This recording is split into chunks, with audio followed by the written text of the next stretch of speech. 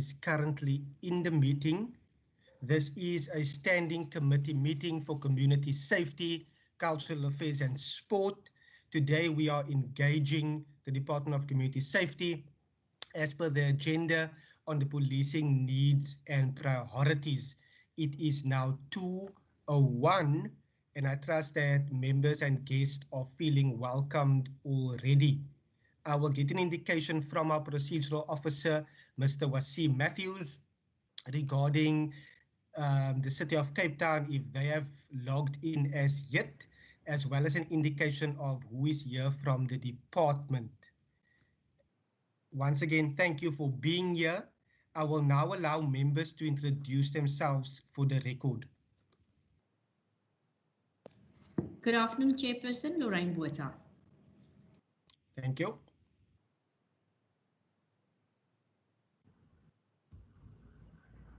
Good afternoon, Chairperson Gillian Bosman. Good afternoon, Chair Mesuli Kama. Thank you so much. Mr. Wasim Matthews. Good afternoon, Chair. Yes, Barnes. Member Barnes, I'm delighted to see you. Welcome. Mr. Matthews, are we able to get an indication with regard to the City of Cape Town, as well as the department? Chair, good afternoon, everyone. There are a few departmental officials, but the HOD is not in yet. I think Mr. Sil has a hand raised, Chair, so perhaps you could just acknowledge there. And City of Cape Town, we're still waiting. People are coming in. They indicated that they will be in, sir, but they're not in yet. Thank you so much. I just noted that the acting HOD logged in as well. Members, in terms of the rules of engagement, we've been over this for a number of meetings already. I would understand that we are all on the same page with regard to how we will engage today. In order to proceed, today the committee will be briefed by the Department of Community Safety on the highlights of its policing needs and priorities for 2019-2020 report. This has been circulated to all the members previously. The committee has also invited the Municipal Policing, Cape Town Metro Police Department and the South African Police Service to provide any input on the PNP report. As things stand, we have not received any indication with regard to the attendance from the South African Police Service, although email correspondence has been acknowledged. As you would all further know, that the committee, in terms of Section 23 of the Western Cape Community Safety Act, has afforded various stakeholders the opportunity to give input prior to the committee's recommendations to the department, which will happen later on. I do want to stress again, in terms of where we are currently and the notion that we have adopted, not adopted, but the notion that we have undertaken our work is to foster valuable relationships. As such, I would want, I wanted Sapps to be here today, because we understand that the PNP reports, the Policing Needs and Priorities reports, cover the most vulnerable communities and highlights the serious issues that we all face. It is thus critical for all stakeholders, including the Metro Police, including the South African Police Service, to obviously take these findings in the report into account with a necessary level of seriousness. We cannot afford any neglect from any sphere regarding the PNPs because it will hinder performance.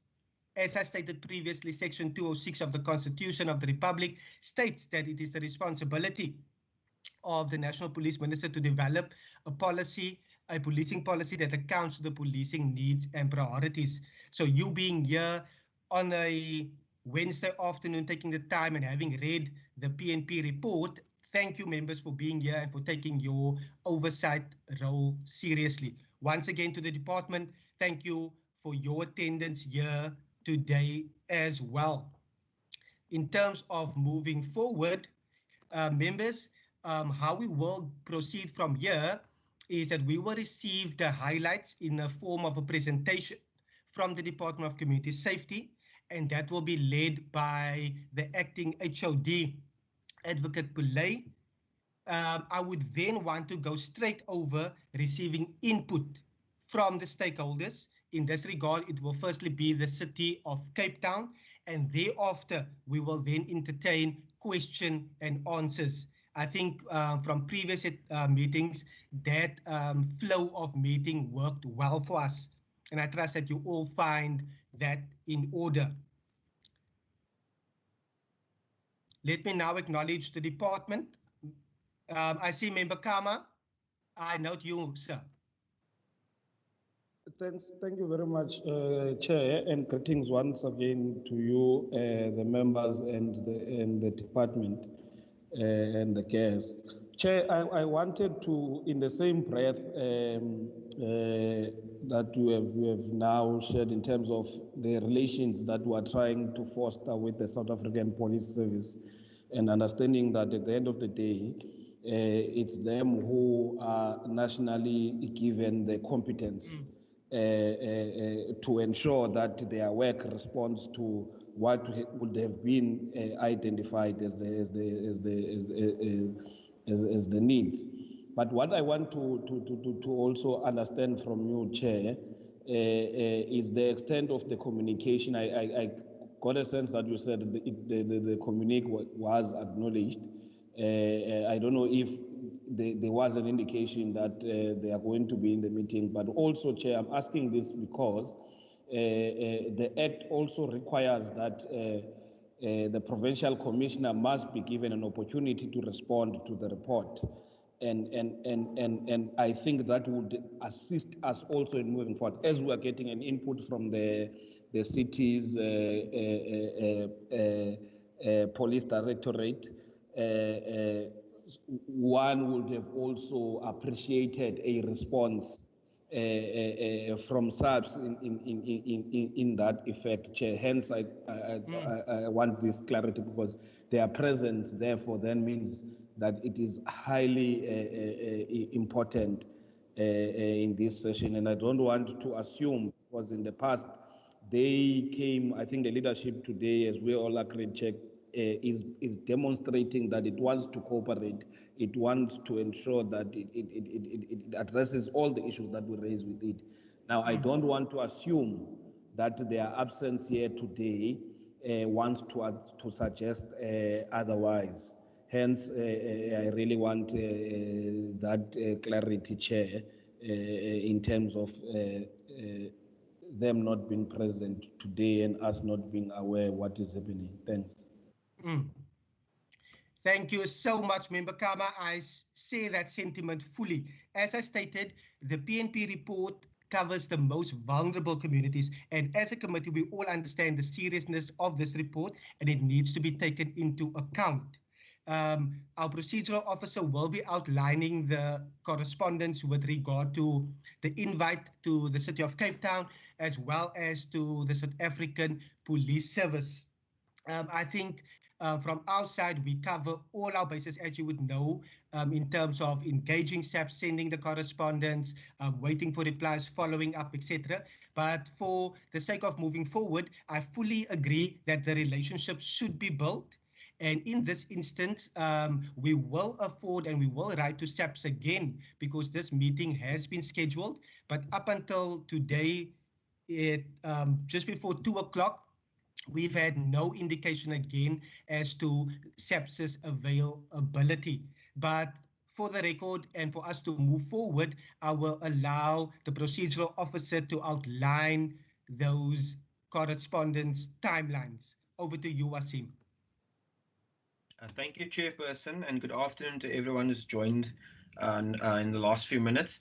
Chairperson, the invitation was sent on the 26th of October, and the options were given for them to provide a written feedback and or an oral feedback, and in the instance of not having any comment, for them to also indicate as such. The deadline was the 13th of November. There's been no response. I followed up on the 16th of November just to inquire whether or not they will be giving any contribution from the PC's office. and it was just an acknowledgement of receipt, but there's been no feedback on that. Thank you, Chair. So, sorry, just to refer back to Member Kama's comment that the letter, the invitation to this meeting, or informing him of this meeting, gave the options and the for them to provide feedback as per the legislation. Thank you, Chair.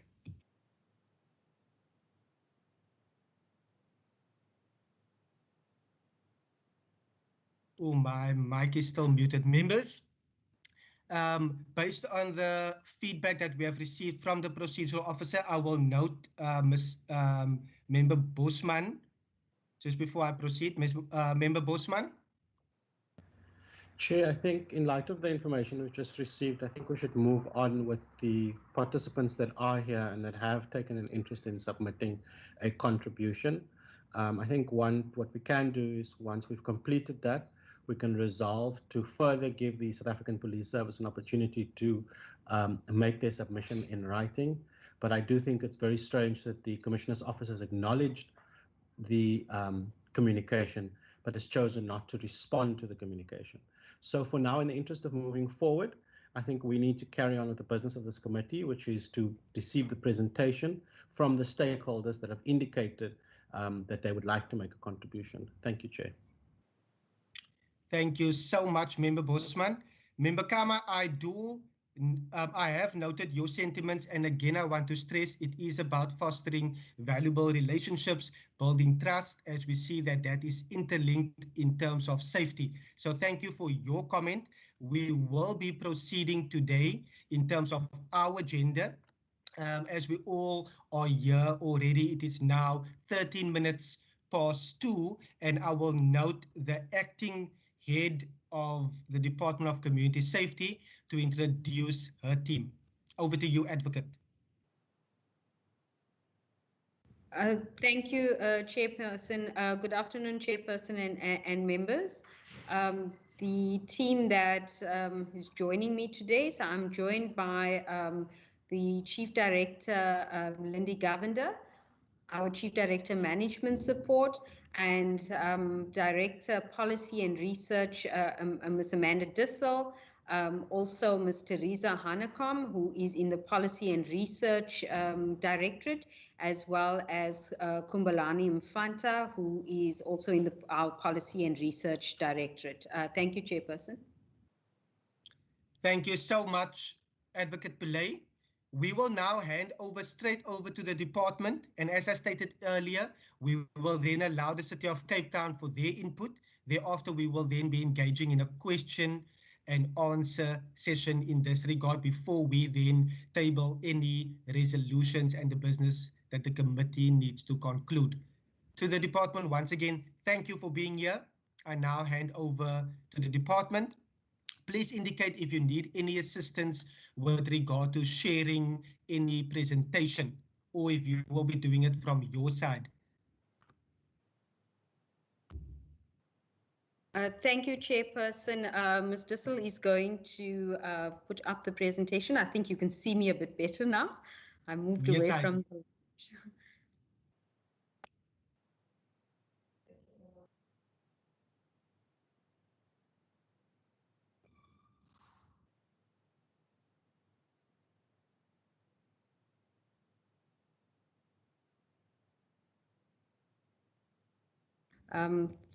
Thank you. In terms of our presentation today, we will report on the determination of the policing needs and priorities for the 2019-20 year.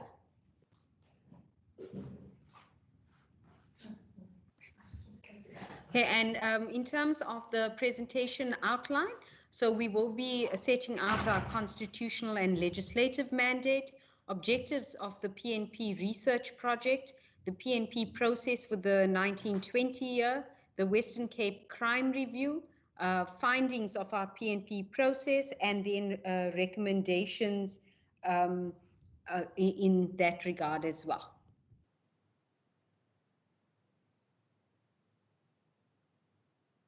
And then in terms of the legal mandate for the policing needs and priorities, so Section 206 of the Constitution requires the National Minister of Police to determine the national policing policy after consulting provincial governments and taking into account the policing needs and priorities of the provinces.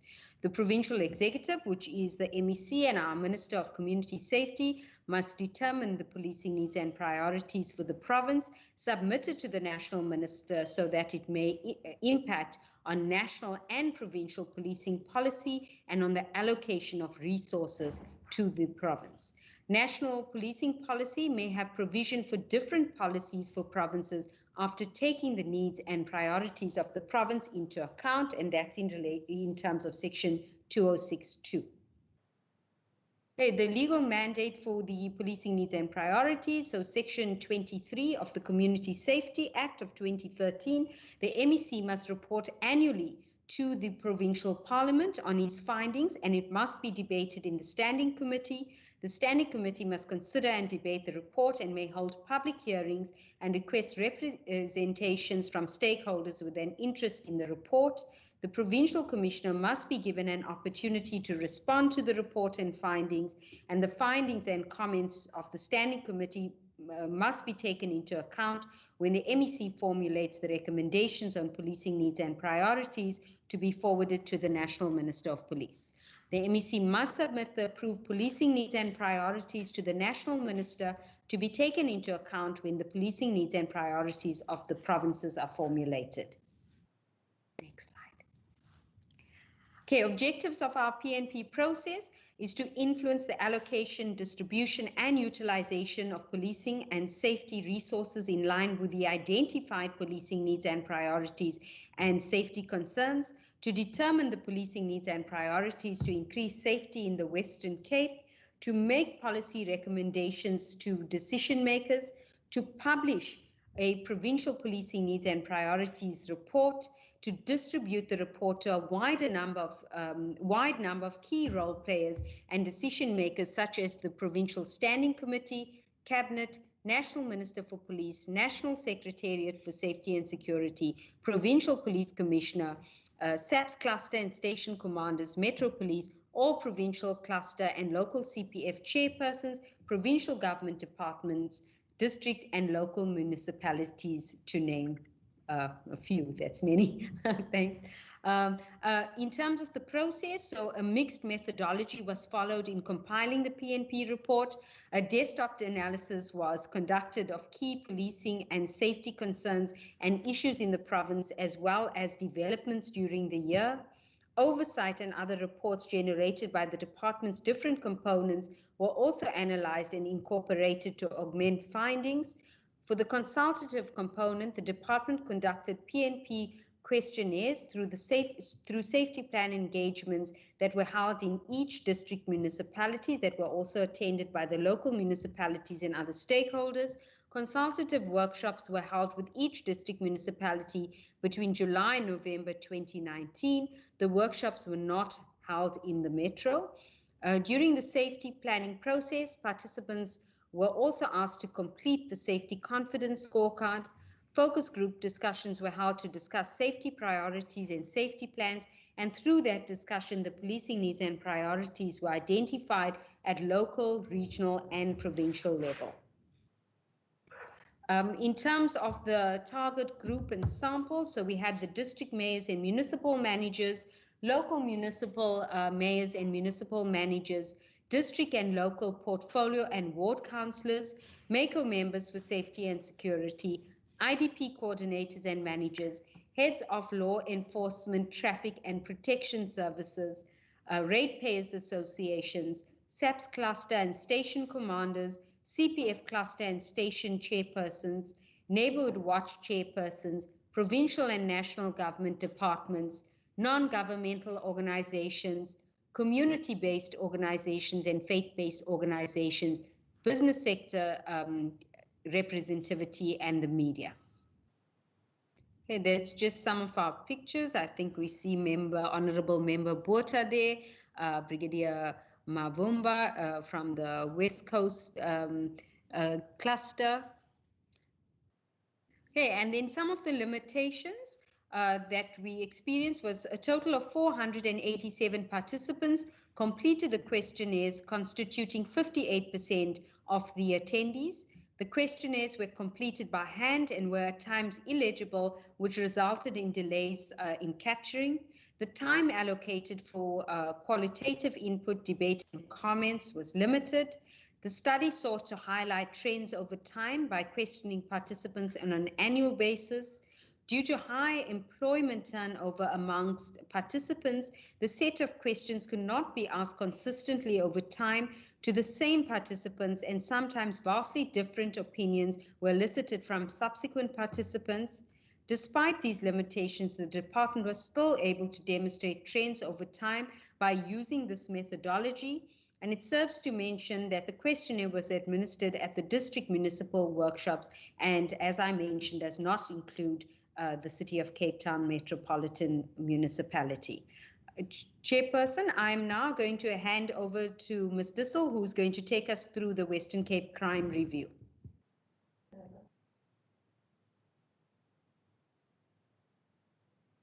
Can you see the presentation on your side? Put it back into presentation mode. We are able to see your screen, Ms. Dissel. Thank you. Okay, thank you. Sorry about that. I had to exit in order to switch on my microphone. Good afternoon, Chairperson and honourable members. In addition to what Advocate Pillay mentioned in terms of the limitations, we also need to bear in mind that the PNP methodology is retrospective. So what we do is we analyse reports that have been generated throughout the year. So we relied on, for example, the South African Police annual report of 2018-19, which was the only one that was available at the time. Similarly, our crime statistics are for the previous, for that particular year. So when I'm reflecting, and we completed our report in March and submitted it to the committee sometime during lockdown. So when we are reflecting on the findings, please bear in mind that there might have been developments that took place afterwards, and that there is often much more updated information which isn't included in the report. So for that reason, the Policing Needs and Priorities report does go into quite a lot of detail about the crime trends, but as I indicated, that is a 10-year review up to 2018-19. I'm not going to go into it in detail, Chair, because I assume that you have had a more recent update in terms of the annual crime stats, and you also are aware that, of course, that the Sapps have released quarterly crime stats for Q1 and Q2 of this year. So this is just for noting, but I'm not going to go through that. Then in terms of the findings of our report, what we did also is we looked at various policing issues that were relevant during the year under review. As you know, there was a lot of emphasis placed on the prevention of anti-gangsterism and the National Anti-Gangsterism Strategy, which was developed by NICOC in 2016. The province instituted or established a anti-gangsterism strategy meeting, which consisted of a number of representatives from different government departments as well as from the Sapps. And through the series of consultative workshops, we developed a strategic roadmap towards implementation of the anti-gangsterism strategy, which focuses on 6 different spheres of engagement, which includes looking at the criminal justice system, policing, peers, family, placemaking, and community cohesion, health and youth well-being, and education. Chair, to some extent, the strategic roadmap towards implementation of the National Anti-Gangsterism Strategy has been incorporated into the Western Cape Safety Plan, but there are some issues that we still need to look at. For example, the issue of the realignment of police resources. We also looked at the anti-gang unit. As you know, that during that particular year, there was quite a lot of conflict that was created by the establishment of the Major Offences Reaction Team, that's MORT, which was established at the same time as the anti-gang unit in the Western Cape. So this was one of the issues, I think, that created some confusion. There was also some attacks on the anti-gang unit members in Zamora Machel in June of 2019. So during this time, Police Minister Becky Cele extended the mandate of the anti-gangsters unit and elevated it to a national unit under the Operating Response Services. And this is where our anti-gang unit is currently receiving much of its operational mandate. Then also during the year, we had the Operation Lockdown. This is the lockdown in response to the high level of crime and the anti-gang and the gangsterism in the Western Cape during that time. This was the lockdown where the members of the South African National Defence Force were introduced to the Western Cape on the 18th of July. This was extended to the 31st of March of 2020. We saw during this period that there was quite a significant reduction in murders in the areas where the lockdown was implemented. However, one of the issues that Premier Windi highlighted in his request to the Minister of Police to implement, to the President to ask for an extension of the SANDF lockdown, was that indicators be established to monitor the impact of the army deployment in the lockdown. We have not seen an evaluation or assessment of the impact of the lockdown. We really have more anecdotal evidence of its impact. Then another aspect that was impacting on the context of policing was the change of, or the instability in the police leadership during the time. Commissioner Jula was transferred to KwaZulu-Natal in August, and there was a vacancy with only an acting police commissioner from August to January 2020, with Lieutenant General Yuliswa Matikata being appointed only in January 2020. She has indicated certain key focus areas that we need to look at.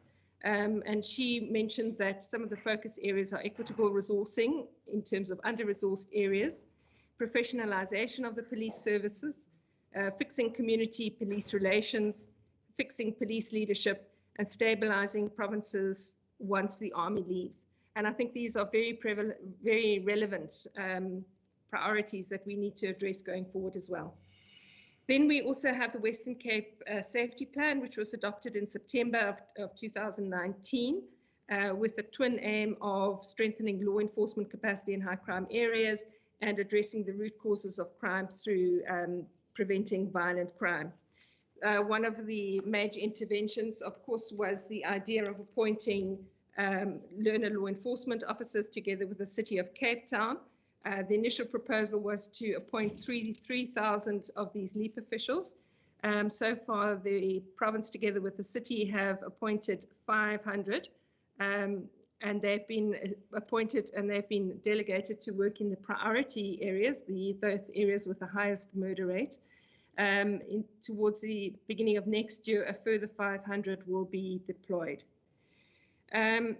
Then the district safety plans. So one of the methodologies that the department followed in developing its policing needs and priorities was also to engage in a process of working together with the district municipalities to develop district safety plans. That is where we had a series of consultations with each of the 5 district municipalities to identify what are their safety needs, their policing priorities, and to develop the safety plans.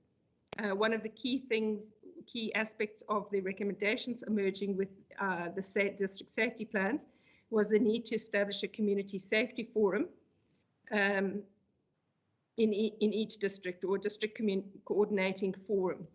The department has also made funds available to each district in order to strengthen their safety plans and to assist them to implement the safety plans. Then the province also adopted a whole of society approach, which is now also continuing with the whole of society, whole of government approach post the COVID lockdown. And the idea is to encourage collaboration, holistic collaboration amongst all various stakeholders, among government, national, provincial and local government, as well as with non-governmental and civil society organizations. Then the joint district approach is also a key issue, where government is working with local government and also engaging with national government to work with the districts. And then another key issue is to strengthen or to address rural safety. As we know, the Department of Agriculture, the Western Cape Department of Agriculture, is developing a rural safety strategy and working closely with the Sapps on that. Then when we looked at some of the policing issues more specifically, one of the issues that we looked at was in terms of police resource distribution. In terms of police station distribution, we know that we have 151 police stations. Samora Michelle having been established during 2018, that became the 151st one. There were several investigations by the police to see whether they could establish further stations, but they haven't been established. The Makaza police station, which has been on the SAPS plans prior to 2012, has still not been established and is still identified as one of the priorities.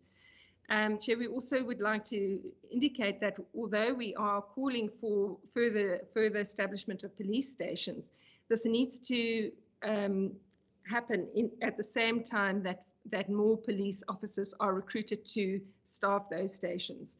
What tends to happen at the moment is that new police stations are created without increasing the police human resource establishment, and that just really waters down the number of police that are deployed to particular stations. Linked to that, of course, is the question of the SAPS human resource allocation. We still have the theoretical human resource requirement in place. The Equality Court, as you know, in 2018 ruled that the THRR results in inequality in certain areas, and it called upon the SAPS to revise this. There was some headway made towards this in 2019, but there has been no further developments in this regard.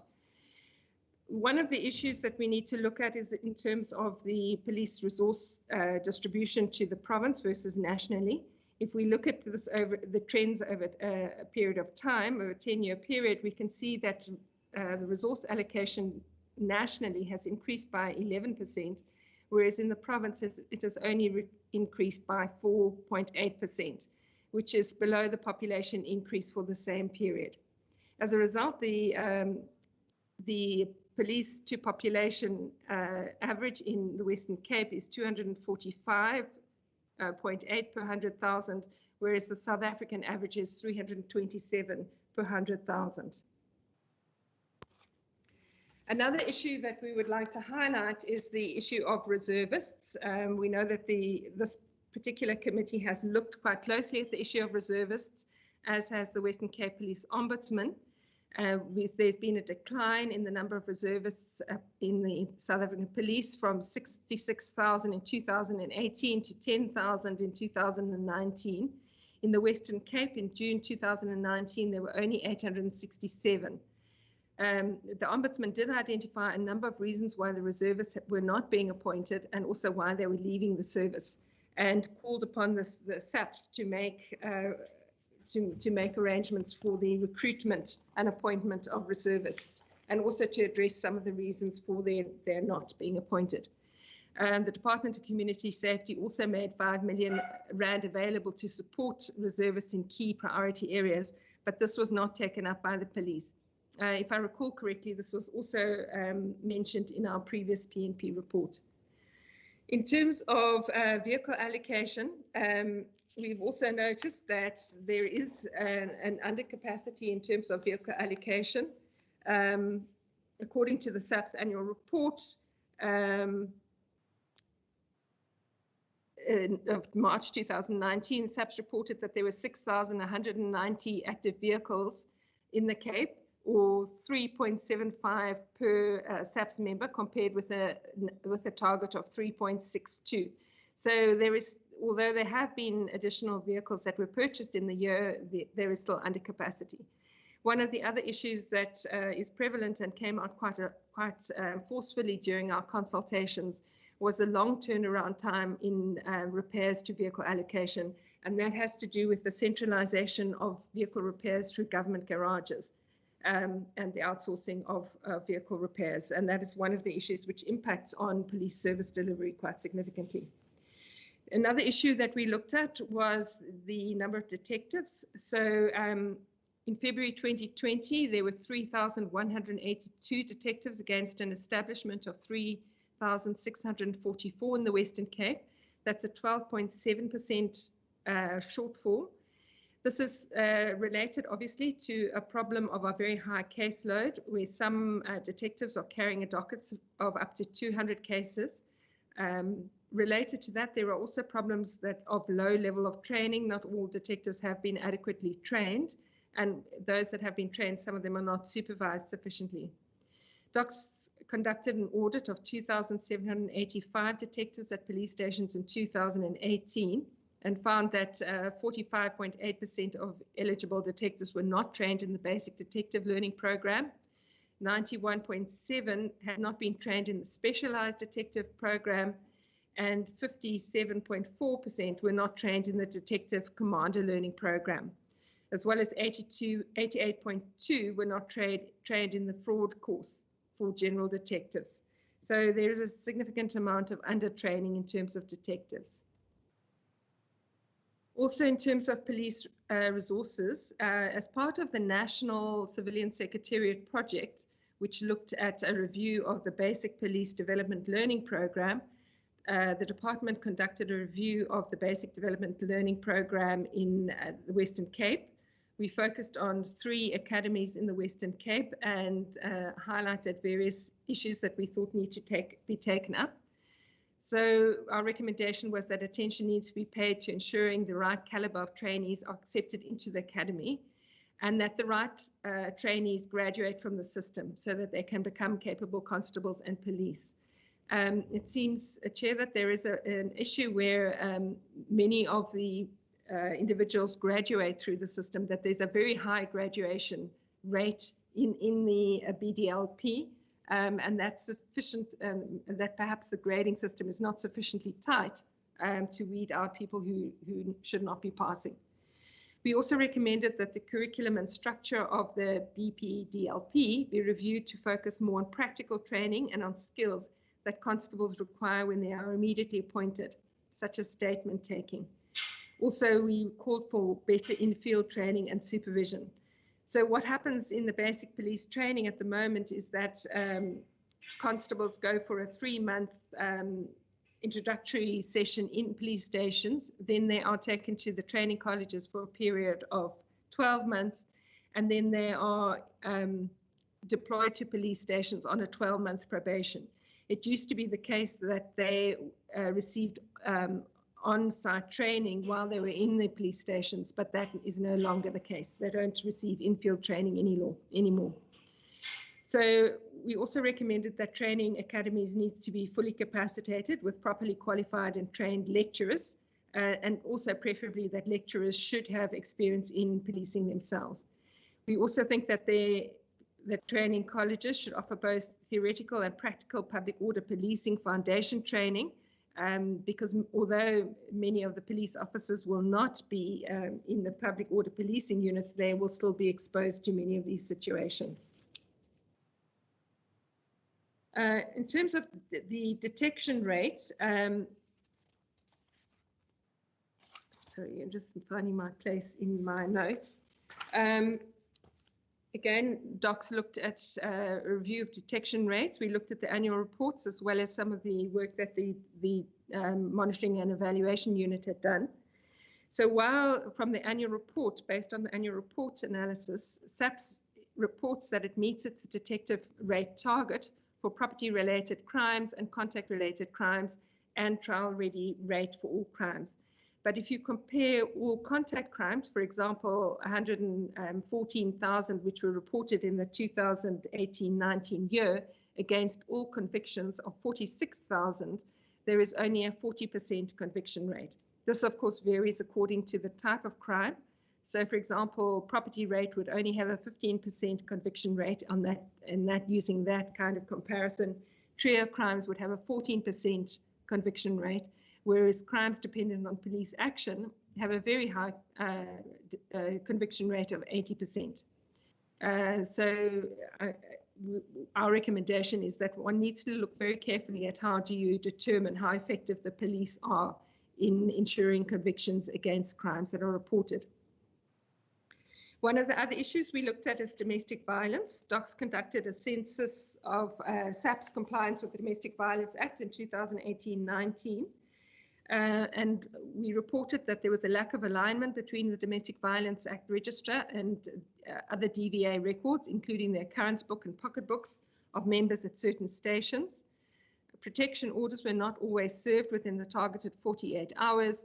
Copies of final protection orders were not filed correctly at 22% of the stations and were not available at 23% of the stations.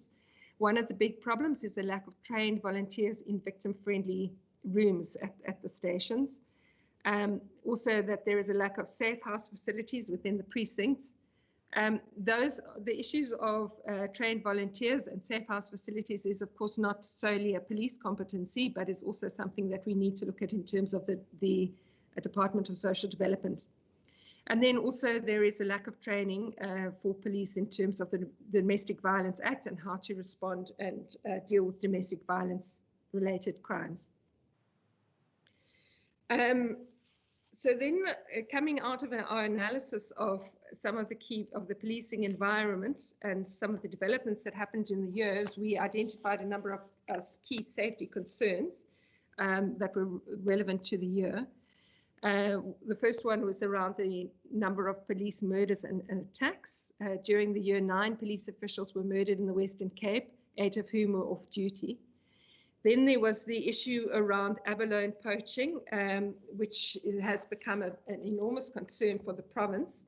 The Western Cape Ombudsman conducted an investigation into abalone poaching in the Overstrand area and produced a report with his findings on this.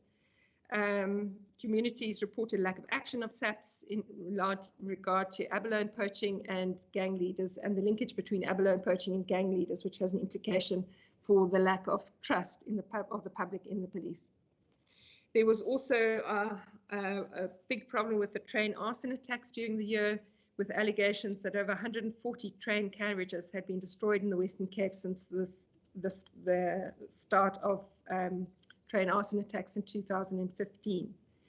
Then in regard to firearms, if we look at the crime statistics over the last couple of years, we can see that the percentage of murders that are committed involving firearms has increased from 36% in 2017-18 to 46% in 2018-19. In addition, firearms were used in 94% of gang-related murders in 2018-19. Then when we had our consultative workshops in the districts, a total of 841 people participated in the consultative workshops. And as Advocate Pillay mentioned, we requested them to complete our PNP scorecard. 487 of them completed the scorecard, which we have then analysed. Bearing in mind, of course, that the people that completed the scorecard were people that were in the districts rather than the metro. 35% of the participants who completed the scorecard noted that they were victims of crimes in the 12 months compared with 65% who were not. Those that were victims of crime were predominantly victims of crime of common robbery and burglary at residential premises. We asked them also about their perception of confidence in the police, in PA, the criminal justice system. The majority of them had confidence in the police and the Department of Correctional Services. However, one should realize that a very high proportion of the people, there were 22% of our respondents at the PNP workshops, 20% of the respondents at the PNP workshops were police, and also had a lot of engagement and interaction with the police. So they were answering the question based on their interaction with the police. There was a mixed reaction regarding police service delivery and performance of functions, with the majority indicating that the police supported safety initiatives and 67% indicating that the police actively patrolled in the area and that the police arrest criminals. The perception of safety suggested that the majority of participants felt safe at home during the day and at home at night and on the street during the day. We should compare this to our previous year when we asked participants in the districts and the metro. There was a lower sense of safety, particularly in the metro, than in the districts. The perception of safety in community spaces and public and commercial buildings shows that people do not feel safe. They do not feel as safe in public or commercial retail places during the day and in hospitals and schools. The perception of safety around public and private transport shows that people do not feel as safe when they're traveling in public transport, but feel more safe when they're traveling in private transport during the day. 78% said they were safe traveling in private transport during the day. Participants agreed that Cpfs hold police accountable and play a monitoring role. We also asked the participants to identify their 10 top safety concerns for the municipal areas. You will see that most of these areas that have been identified are areas that I think most people would identify across the province. So drug abuse came up as the top priority, followed by contact crimes, then property crimes, especially housebreakings, robbery and burglary. There was also a big concern around poor lighting, and remember this is also in the district, so poor lighting is not just something that affects the metro. Alcohol abuse was identified as a safety concern, and its linkage between people who abuse alcohol and crime I think is well known, and we've reflected on this report quite a lot before. Then gangsterism was identified as a priority in every single district, which is also interesting. Violence against women and children was also something that was identified in each of the districts. Then illegal alcohol and drug outlets was also a concern, as well as theft, and then of course insufficient police enforcement and personnel. We asked the districts then to identify what were their key policing needs and priorities, and these are ranked from the top to the bottom. Most of the districts, all of the districts said there were insufficient police members and they needed more police members, more police resources and greater police visibility. They also mentioned that there's a need for greater community involvement. Obviously aligned to the safety concerns that had been identified as I've showed you in the previous slide. There was a need to fight drug abuse, improve police intelligence, and people often linked the improvement for police intelligence with the need to fight drug abuse, so that the fight against drugs and drug smuggling, drug peddling and drug selling should be driven by an intelligence-led approach, and that there should be less arrests of people who are selling street-level drugs than on the dealers and the high-level people behind that. Then people also felt that there's a need to improve training and supervision of the police. Then there's a need for the police to engage gangsterism. And in fact, this was also, they were calling for a holistic response towards prevention of gangsterism. A need to reduce alcohol abuse and a call for greater policing of liquor and drug outlets. Suggested interventions are very similar. Need to increase police visibility of the police, need to capacitate neighborhood watches and community police forums. I think because we had a lot of engagement with the neighborhood watches and community police forums, many of them felt that they needed greater support from the municipalities, the districts, as well as from the departments and from the police. And again, policing of needs to be more policing of liquor and drug outlets, community involvement. Then there was a call for urban environmental design improvements. It was a recognition that the way urban areas are designed, or that they need greater design in order to prevent crime. There was also identified a need for the use of technology such as CCTV camera, and I'm not going to highlight the others again. Then if we want to just close off by looking at some of the key recommendations that we made in our report, firstly, the recommendation is to strengthen the SAPS resources, both human and physical. We firstly are calling for a revision of the THRR in line with the recommendations of the Equality Court. This is something that still needs to be addressed, and we particularly need to make sure that the allocation of SAPS human resources to police stations is equitable rather than made on a basis of equal allocation. And also we need to look at the shortage of police resources, including equipment, police uniforms, vehicles, horses, bicycles, community service centre spaces, and in some cases, demands for new police stations. In terms of the SAPS reservists, we need to look at proactively recruiting reservists and making sure that the recruitment criteria are changed so that we can get more people on board. In terms of the SAPS specialized units, there was a call to re-establish the certain specialized units, including the drugs units, gang units, dog units, and specialized units to deal with tourism. Then there is a need to recruit, train, equip, and capacitate more detectives to investigate high numbers of serious crimes. Unless we can improve the number of serious crimes reported to conviction rate, we are unlikely to be able to address the high rate of crime in the Western Cape. Then there's a number of issues that we need to address in terms of SAPS basic and advanced training. SAPS, as part of the basic training or in-service training, all SAPS members should undergo training in the collection of the DNA reference buccal samples. All SAPS members should also undergo Domestic Violence Act training. Then one of the common concerns that is raised during our community consultations is the language barriers between the SAPS and the community. Often SAPS members are not able to understand the key languages in the community, and our recommendation is that the SAPS members who are on duty should at least be able to speak the predominant languages in their particular precinct. Then there's a clear need to improve the SAPS use of technology and also to link SAPS use of technology with what is available in the districts and in the regions, the metropolitan.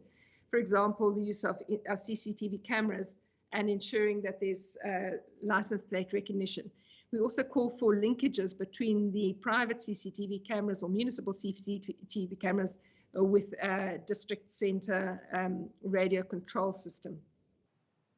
Then, of course, we need to look at the implementation of the Western Cape Safety Plan, which calls on the full cooperation and engagement of a whole range of stakeholders at national, provincial, and local level. We need to look at the role of law enforcement officials. While the province and the districts, not the province, while the municipalities do appoint law enforcement officials, many of the local municipalities, one of the shortcomings is that most of them are only working during office hours, and this is, of course, not when the predominantly major crimes do take place. So this needs to be addressed so that law enforcement officials are adequately appointed. Then there was a widespread concern around the need to strengthen neighbourhood watches and to support the neighbourhood watches and community patrollers in the districts. The Department of Community Safety has engaged in various projects to provide a certain amount of support and resources available to them, but this can also be provided by the districts and municipalities and the city.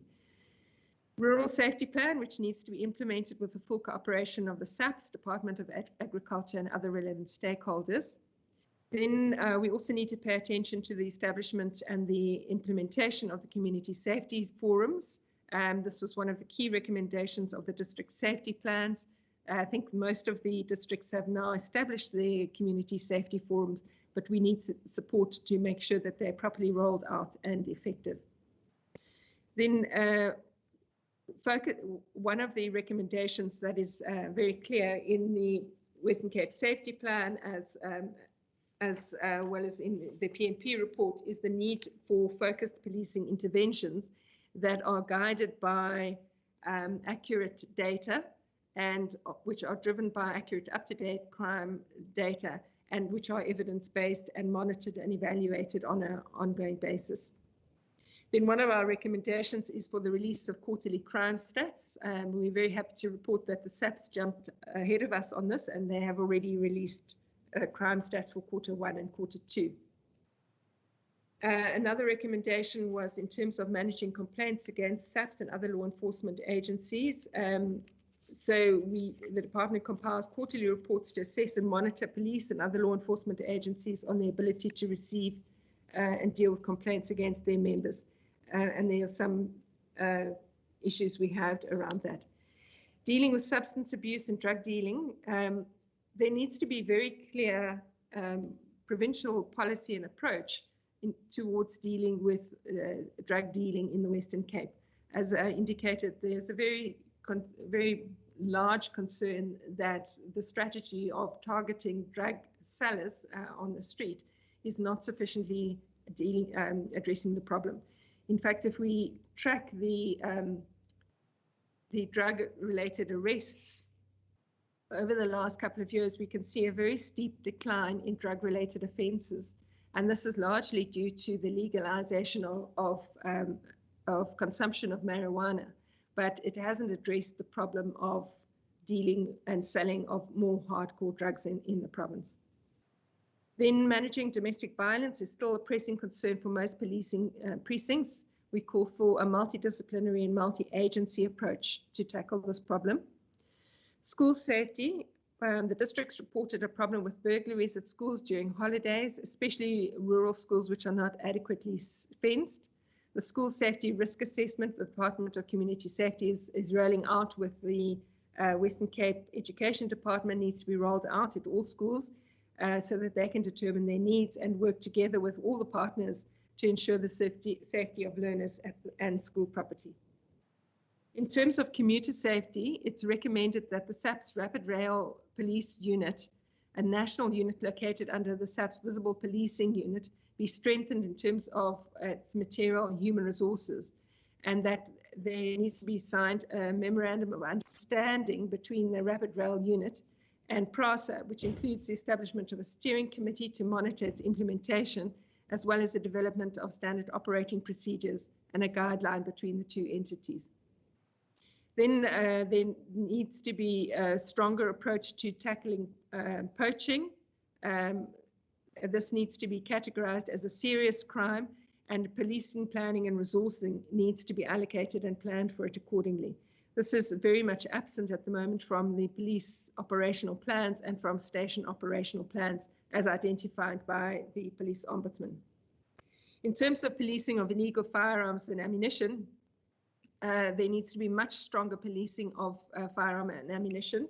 There was an amnesty that was announced towards the end of last year and is still in place with very limited amount of firearms and ammunition that has been handed in. So this needs to be much more proactive. Also, we need much more intelligence-led policing of firearms and ammunition and not just through randomized patrols and stop and searches. Also, another aspect that needs to look at is how do the police destroy confiscated firearms so that they do not have the potential to re-enter into the community and create harm again. That is all that I have from my side, Chair. Thank you very much.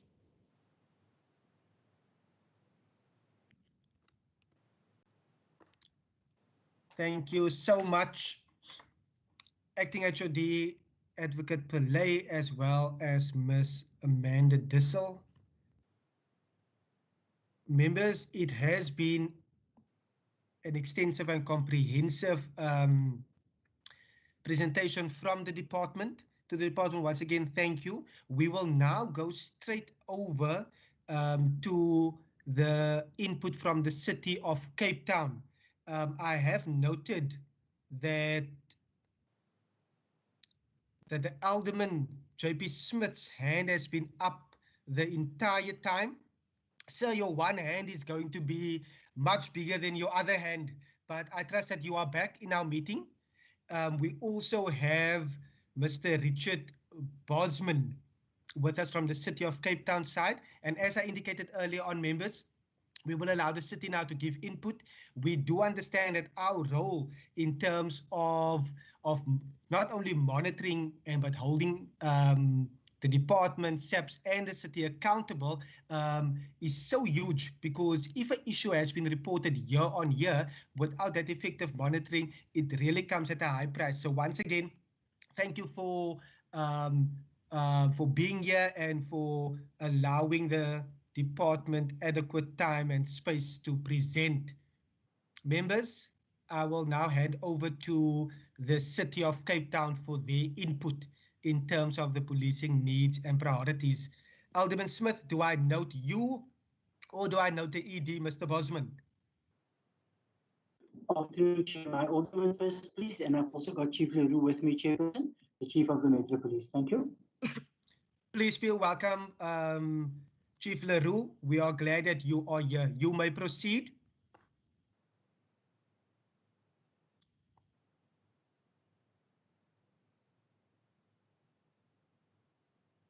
Also, a very special welcome to Member Mare, who's I see that you joined as well. If Alderman Smith could go first, please, from the city side. By all means. Over to you, Alderman.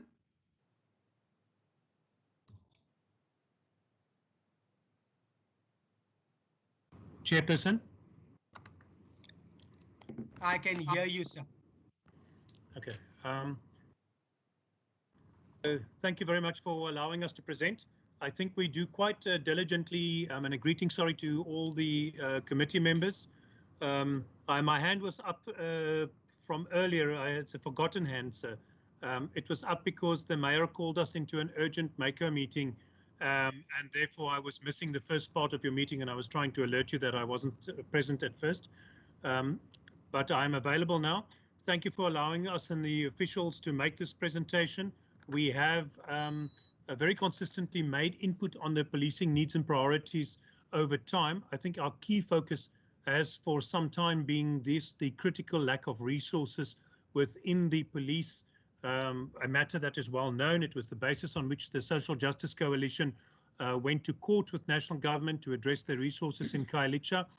And we feel that pain as well, and would be very keen to see the communities on the wrong side of that deployment spectrum, where the resources are below the city average, below the provincial average, and well below the national average, to see those addressed. And that is an important outcome for us, because in the absence of that, of course, the pressure piles on the city to fulfill that function. And our core mandates remain traffic and bylaw enforcement, but increasingly we're under pressure to perform crime prevention. And so it arises then that jointly between the province and the city, we then undertake the LEAP project, which I think is a very exciting project.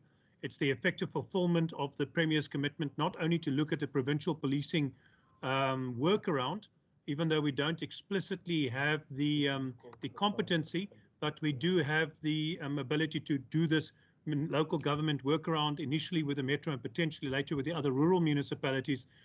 And the initial indications from Yanga and Hanover Park is positive. And as this project deepens, because there's many more components to this, at the moment the wheel has only a few spokes keeping it in place, but there's a lot more substance to be added with the urban regeneration program, the EDP from province, a whole range of deliverables from different provincial departments, and from the Mayor's urban regeneration program in the city, social development interventions, neighborhood watch support programs. So that project will deepen a lot. There's investigative and strategic information management services resources that we're rolling out and connecting to those LEAP units now, so that we work intelligently with the information we're getting, share that with SAPS, jointly plan operations and integrated operations, but also do watching briefs over the cases that we do generate, so that it doesn't mean that you're just creating more and more arrests, but it's going to the same overloaded detectives, and therefore you don't get results, and the same criminals are walking the streets terrorizing the same residents. So we are trying very hard to work with you, and I'm very grateful for province's intervention. I think it is visionary, and I'm not aware of anything like this elsewhere in the country. We have similar, very exciting joint ventures between docks and the city on the sniffer dogs and the provincial traffic department. There's a lot of exciting collaboration there as well, and some of those will also help. Chair, with that, I just want to say that we're under constant pressure to fill in gaps that are not being effectively, or where policing is not covering all the bases. These include things like the marine unit, metal enforcement, rail enforcement, liquor enforcement, and this does challenge the city not only to fulfill non-core competencies, but increasingly to redefine its role and to engage creatively with the limited perspectives on what people perceive those municipal powers to be. So we are basically redefining it as we go in terms of what we're able to do, and we're really pushing the envelope. And we don't push the envelope because it pleases us to do, or because it is part of a preference that we have. We do it because we see no other way to assist the communities other than by redefining through our bylaws, through the expansion of powers in conjunction with the National Minister of Justice and others, attempts at supporting Sapps and national government to keep our communities safe. These 10 LEAP interventions are definitely going to help. They're far from perfect, and I wish we could do it in every community, but the budget will only stretch so far. And every time you do something like this, an unfunded mandate, you're cutting into the budgets of your core competencies. But there are also other joint possibilities in terms of the province using its concurrent legislative powers more creatively to help us. One immediate example is the need for the regulation of CCTV cameras, the practice of the private sector and security companies and communities putting up cameras everywhere is gaining a lot of momentum. It is quite an unregulated space at the moment, very limited regulation through POPI. We do believe that much more substantial regulation is required. We do believe that this may fall within the concurrent legislative powers of the provincial government, and we're hoping that we can explore these options with you. For the rest of it, we're looking forward to taking guidance from province where you have good ideas for how we can improve and better our services, improve our disciplinary record. I think we have a good record. There's always room for improvement. The bottom line is resources, not just for the cops on the street, but for the detectives. I repeated the research that you published a year or something ago, which said that the detectives had mostly more than 200 cases per detective. Have now been in 3 or 4 public meetings where SAPS members or investigators have confirmed that that figure in their case is on par with that, or even in one case substantially more. So I think whilst we beat the drum for more boots on the ground, we must also push for more detectives, because it is critical that we get the conviction rate on many of these crimes, including GBV and gang violence, up. Gang violence is making the most substantial demands on it at the moment and is causing us daily to repurpose resources. And then finally, Chair, land invasions is an area where we have to have some very long and honest conversations with each other about what's going on. Land invasions and the accompanying protest actions. We're currently dealing with about 55 land invasions per week.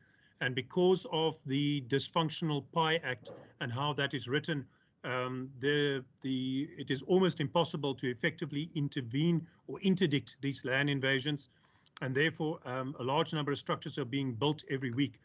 And I can show you the huge amount of complaints I get from communities who plead with us to help. These are not leafy suburbs. These are the communities like Delft, Lukombos, Wallisdean, Khayelitsha, Nyanga, Guguletu, Mfuleni, and others who are desperately trying to keep their public open spaces available as open spaces for future community amenity development and not occupied by structures, to ensure that commercial and industrial development can go ahead and that land is not occupied, to ensure that initiation sites can proceed without being occupied. And we are in a really challenging environment with this. And here also, I think there are collaborative opportunities in terms of joint legislative efforts. The city is finalizing an unauthorized occupation of land bylaw, and I think there is space for province also to get involved in this legislative environment. Thank you very much for your time, Chair. Alderman Smith, thank you so much for your contribution. Members, I do note the time and I'm very aware of it. It is now 3:10. Between now and the next 6 to 7 minutes, I have noted the presentation that has been circulated to all members from the City of Cape Town. I will be allowing the ED, Mr. Bosman, to present together with the Chief Leroux for the next 6 to 7 minutes on the key aspects from the presentation. I will now hand over directly to you, Mr. Bosman. Thank you, Chair. I'm going to let Chief Leroux talk on the presentation. But I just also want to say to the officials on province, thank you. The report is very comprehensive. It covers a lot of aspects. One of the things that is glaring from the report, and Amanda Dissel, who is on here, will remember that, unfortunately, a lot of what she mentions was relevant when we did the Kalicha Commission of Inquiry, issues around the staffing levels, issues around detective caseloads, dealing with domestic violence. Unfortunately, those things still seem to persist. And I note the one comment that she made in the presentation about Umfuleni police station being in the planning since forever and still nothing has materialized. That was also one of the things that came out quite strongly at the Commission of Inquiry. But having said that, I just want to say thank you for the report. It was very interesting. It is a good basis for what we do, and also it is taken into account when we do submit the annual police plan to the Commissioner. So I'm going to hand over to Chief Leroux now, Mr. Chair. But again, just also to you and your committee, thank you for the invite. We do appreciate it. President, good afternoon, and good afternoon to all the members. With the previous presentation, we touched on physical resources. I'm not going to repeat that. I think we're all on the same page on the lack of, or the amount of staff, that should be able to give a fair service. That's the concern that we raised in our presentation. We also mentioned about, the insufficient resources impact on response time and the effect of policing of serious and contact crimes. That was also a concern that we picked up whilst perusing the report. The key drivers, that was also mentioned by Ms. Dissel as part of it. And I think what's very important is that, it's all good and well to be searching certain hotspot areas, but vehicle checkpoints, stop and searches, that is something more effective than just doing the daily visitation. I do believe also that we've added in the neighborhood watches. They should be more effectively utilized as a force multiplier in order to assist with the crime prevention programs and partnerships. And what's more important, and Ms. Dissel touched on that, but I'm just going to highlight that sensitivity training to staff is important. Officers in the front line needs to be properly trained to be aware of the emotional intelligence and to be more professional to deal with victims of crime. There should also be a follow-up and progress reports, especially with the victims, to fulfill that full cycle of service delivery and client orientation. And this will ensure a thorough victim support, and not only what victims receive at various centers. We mentioned about something that's concerning to us is the innovative policing. And that is where we could look at, where Sapps could really take a hand on with the re-establishment of the mobile screening equipment like the Morpher Touch, placing of the City of Cape Town's bylaws on their CAS system, the integration of our TMC, that's our transport management system, control room, and the Sapps war room. There is always room for improvement. I do believe that there's a bit of challenges, there's a bit of a speed wobble, but we need to work more closely and they need to come on board. And the effect of around our CCTV, Alderman Smith mentioned, we've seen the return of the investment of our shot spotter, the gun detection. This is also they are looking at the long-term extension of this. This is something where Sapps can really embrace in order as part of smarter policing. And of course, the extension of our EPIC. This is the Emergency Policing Incident Control. And also, this will assist Sapps in giving access to the incident case management. And then also the integration of radio services is also about working more effectively. And more effective is sharing of crime stats. And crime intelligence. This has always been a bugbear and a challenge for the city or any policing agency. And I think Sapps nearly need to come to the party by sharing this information for the purpose of building, more predictive policing models. And of course, our drones, we're just waiting for the authority from the Civic Aviation Authority in order to work. This will assist us also of planning and monitoring as we go along. Compliments also to the South Africa Police Services. We'll be receiving our annual police plan certificate on a yearly basis because we met the requirements, and that is attached to the presentation as that was submitted. But the others information, that's all, I'm not going to repeat it. It's all been mentioned by the previous speakers. But I think what I mentioned now should be taken into account in order to assist them in the interest of moving forward. Thank you, Chair. Mr. Bosman, Chief LaRue, thank you so much for your input together with Alderman Smith. Members, we've heard from the department, we've heard from the city. As indicated earlier on, we will further be engaging the South African Police Service for the written submissions in relation to the PNP. Members, I now will take a hand and I will note members for any questions or input with specific relation to the PNP and to the presentations that we have received. Do we have any takers?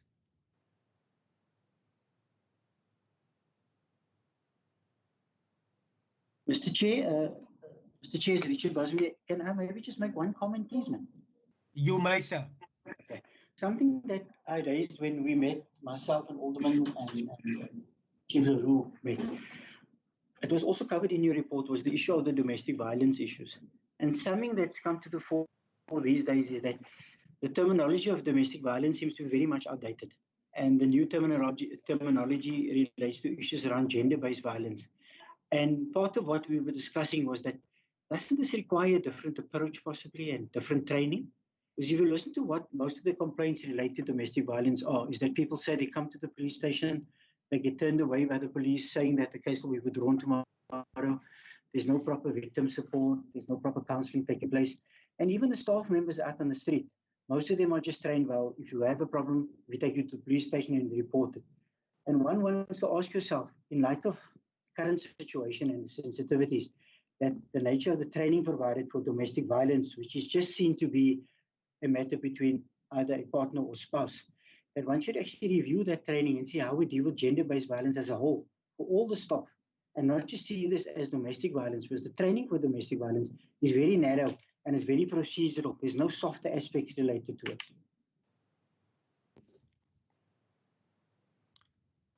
Mr. Bosman, thank you so much for your additional comment. Members, I will now note, I see two members have raised their hands. Members, I would not want to limit you. However, I am going to request for the first round for a maximum of 2 minutes for direct questions with regard to the presentations that we have received. That is stated in understanding that I will open up a second round, but also noting that we have further parliamentary privileges like parliamentary questions, etc. I trust that you find that in order. I first note Member Kama and then Member Mare in that order.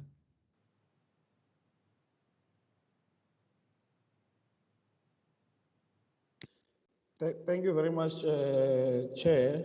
And let me welcome the presentations from the city and dogs. Chair, I must say the issue of the 2 questions is going to be difficult because there are many aspects that the presentation touched on. But for now, let me just ask the 2 with the hope that I can later on come with other questions. But the first question, Chair, clarifying question that I want to understand is on the workshops that did not happen in the city, in the metro. If I can get an understanding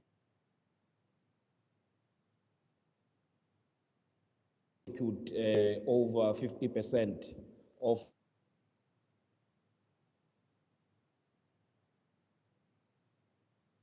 Can you hear me, Chair? You are breaking up a bit. Please proceed. We can hear you now. Yes, Chair. So I'm saying the metro, even in population size, is over 50% of the population of the province, but we did not get workshops that were done in that district. So if I can get an understanding to that effect, because even where these crimes that we're talking about, they are mostly infested in your precincts that are mostly in the metro. So I would really want to get an understanding as to why we do not have those workshops in the metro.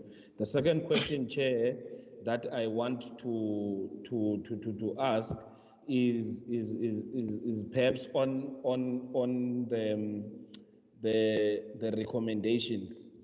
I see, Chair, that the recommendations, they mainly touch on your other things that Sapps have to do, but I don't see anything that speaks, for example, on the Cpfs and the agency to ensure that we have Cpfs in place in the recommendations. I don't see anything that is mentioned about any commitment of any department or institution of government to commit on the needs, because even in the report we get issues like street lights, that they are an issue, and they've been cited even not only in the metro, even outside the metro, that they remain an issue. You'd remember the June 2019 instance of the anti-gang unit members that were shot in Philippi, and yeah, I mean that was, yes, in Samora Machel. So and the reason, one of the things that was cited by police then is that the area is dark, it's difficult to access the area. They have to access it walking. Many other areas where these criminals hide, there are such areas where it's difficult to police, but I don't see any commitment, because that is really a need. It does not matter how many boots on the ground that we are going to have, but if the environment is not conducive, if policing is not going to assist. So for now, Chair, I just wanted to pose those two questions. Thanks. Thank you so much, Member Kama. Although we support different teams, you will be getting another opportunity.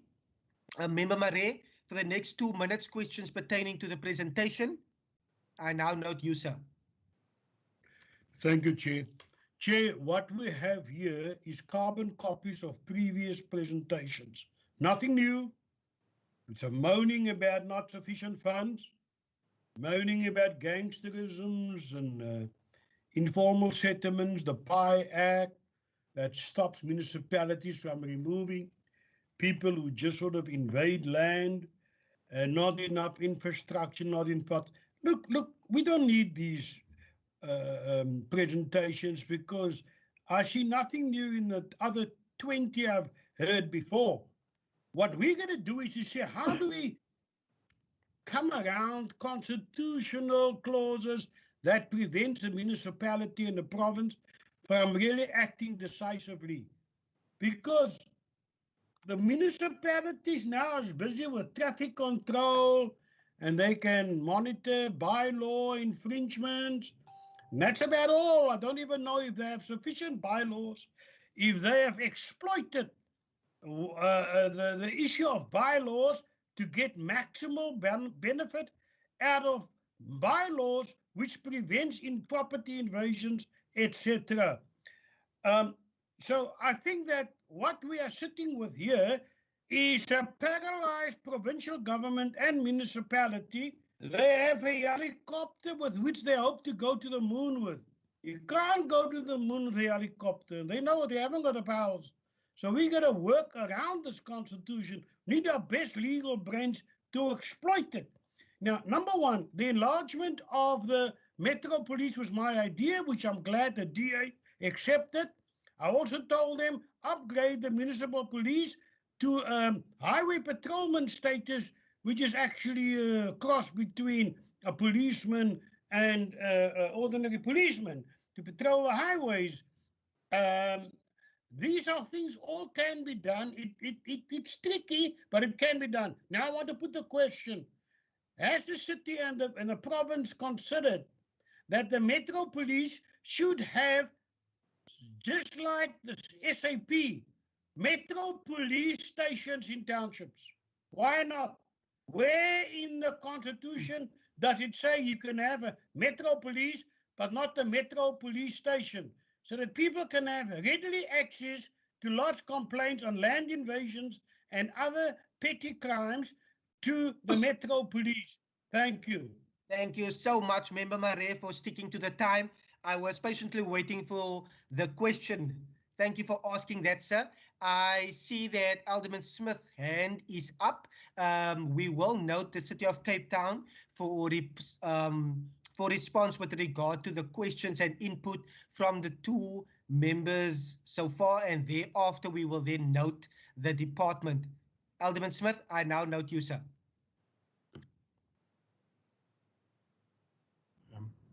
Chairperson, thank you very much. I just want to say that I was also there when the Metro Police was first created in the City of Cape Town, and I do want to remind the Honourable Marais that Ian Nielsen did most of the heavy lifting, but he was around, and we must give credit to all those who had the vision to create a Metro Police. It doesn't really make sense for Metro Police to have police stations, because the law says that when we make an arrest, we have to hand the person over to Sapps. So the holding cells, etc., that is something we're not allowed to do. All we can do is have service points. The problem with service points or community service stations is that they eat up resources. So you end up with a lot of police standing in buildings instead of being out and patrolling. And then you have the scenario where if they're at the building, people complain that they're not at the street. If they arrive at the building and there's nobody there, they complain they're not in the building. So we have done this with the kiosks, and we have depots in Bonteheuwel and in Mitchells Plain and all over the city in Khayelitsha. But they are deployment points. The staff clock in there in the morning, they're out on the street, and they clock back in the evening. They store their firearm there. They do parade there to be checked by their supervisor. But it's not a depot, it's not a community service center. And I think the main reason is just the amount of resources that consumes, that's not a desirable outcome. So I understand what the member is desiring, and his motives aren't wrong, but it has an unintended consequence that doesn't serve the interest of the community. I don't think that this is a copy and paste presentation, so I will tell you that a great deal has changed. 1,000 extra officers on the street is change. A strategic information management service busy getting on its feet is change. The improved workings of the emergency police and incident command system is change. A massive surge in CCTV cameras thanks to the additional funding given by the Mayor Dan Plato is change. The increased rollout of investigators to do additional watching briefs and support Sapps detectives is change. I can carry on for a very long time enumerating the enhancements and improvements we have made. And it is not that we're bleating or moaning, but there are dysfunctions in the PI Act that causes problems with land invasions that we're then unable to stop. We are curtailed by how we respond to complaints about homelessness and antisocial behavior in our streets because of what happened with the South African Human Rights Commission and Regulation 70 and the lockdown regulations. These are real issues. And your people are part of a legislature there. More than anybody, you must understand that the legislation you create has real world consequences. And there is broken legislation, the PI Act, Regulation 70, the SAHRC court ruling, and the Regulation of Gatherings Act. I mean, the crisis being precipitated in Brackenfell now is in part caused by dysfunctional national legislation, which was ruled to be unconstitutional 2 years ago, and which national government has not made an attempt to fix, the same way as they have not made an attempt to fix the PI Act, even though SALGA is pleading with them to do so, and SALGA is not controlled by the party of which I am a member. So, you know, there's not a political agenda behind that request.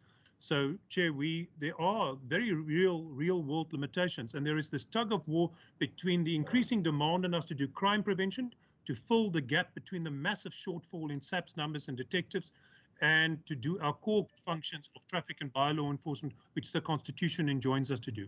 Thank you, Chair. Thank you so much, Alderman Smith. I will now note the department.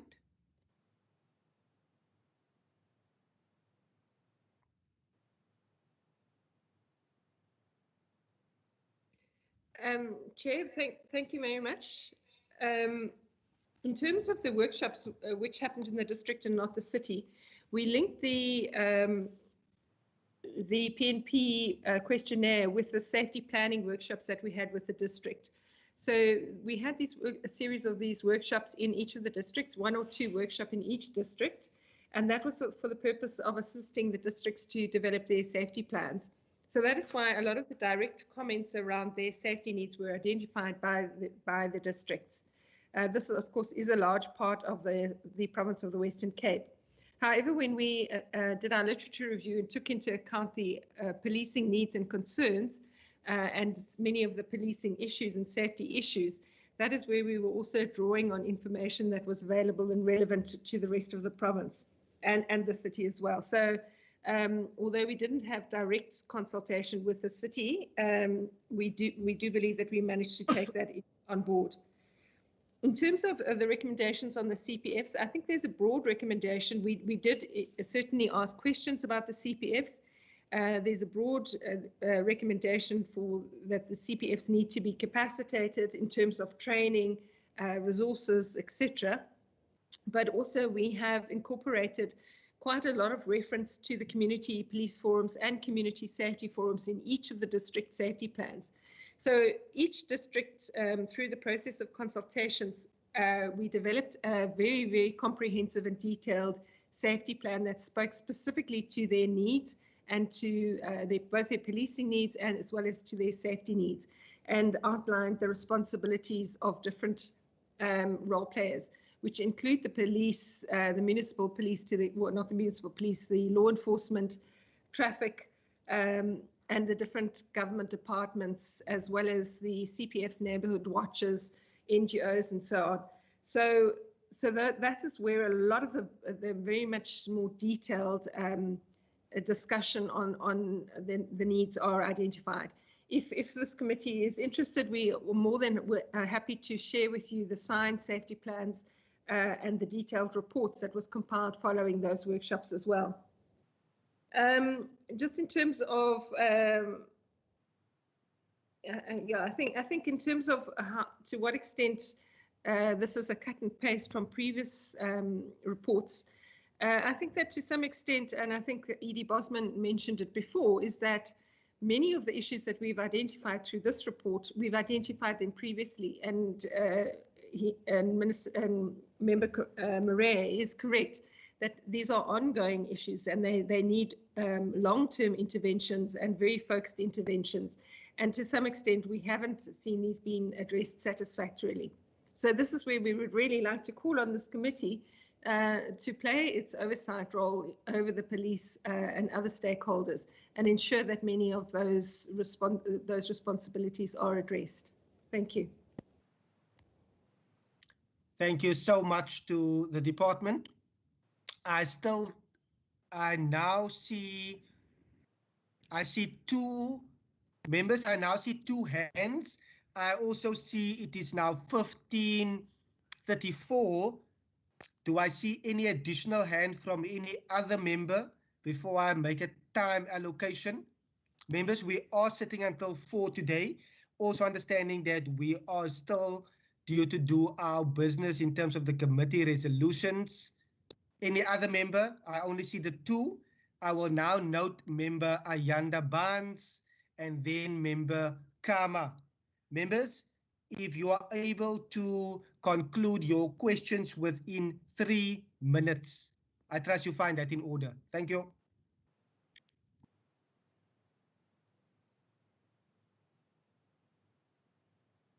Member Barnes, I first note you for your for your 3 minutes.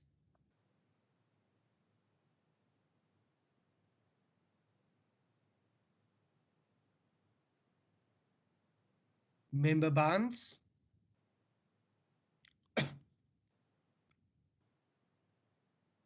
As we wait for Member Barnes, I will note Member Kama. You may go, sir. Thank you very much, Chair. And if I can also share that Member Barnes had earlier indicated that she has challenges with network. But Chair, one follow-up question that I want to have, and I don't necessarily want to agree with former Premier Marais on the question of us receiving the same information, but I have a concern, Chair, in terms of if you look at in the slide of the presentation on police resources and in relation to the training of the detectives. I think this is one question, and we've been receiving this part of the report, and I remember in one meeting that we had Sapps, I think we're dealing with annual reports.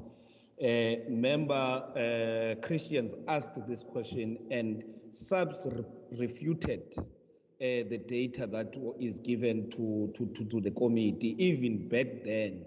And this was done in the presence of the department, but it again comes in the nature that it is presented. So if we can really get a clarity on this and perhaps even respond to the points that Sapps was making around the methodology that was even used for this study, that they were not even consulted for this particular study.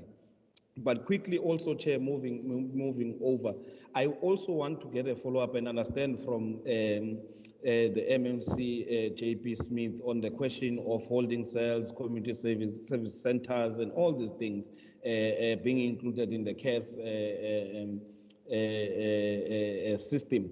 Now, I want to understand, especially as it relates to holding cells, community service centers, why does the city see this as a priority need than themselves subjecting themselves to the overall command of Sapps as a commitment that has been continuously made by the Premier, by the MEC, and even by the Mayor of the City of Cape Town, that police, because there is law, police is a competence, policing is a national competency, and it lies with the South African Police Service. And policing must happen under the command of Sapps. So why are we not availing? Because really we have shortage of resources on the ground, and it's everywhere. That has been demonstrated. But why are we not availing the resources that we have to this? And lastly, Chair, on the question of the reservists, I think the department indicated that, and this we had received, that there was a 5 million that was availed to Sapps, and the report reads that it was not taken up. So if we can get a bit of more clarity on that, and the department also, because the question I was asking on the commitment from government to ensure that we are going to create a conducive environment for policing in the province. Why is the department? Because also in the report, you cite recommendations of the Khayelitsha Commission of Inquiry. The very same Khayelitsha Commission of Inquiry on recommendation 12 speaks about docs formulating a multitask team that is going to mainly focus on youth gangs. And many of these gangsters and those who are recruited to gangs are forming part of the youth. Now, want to understand why there is no commitment on implementation of this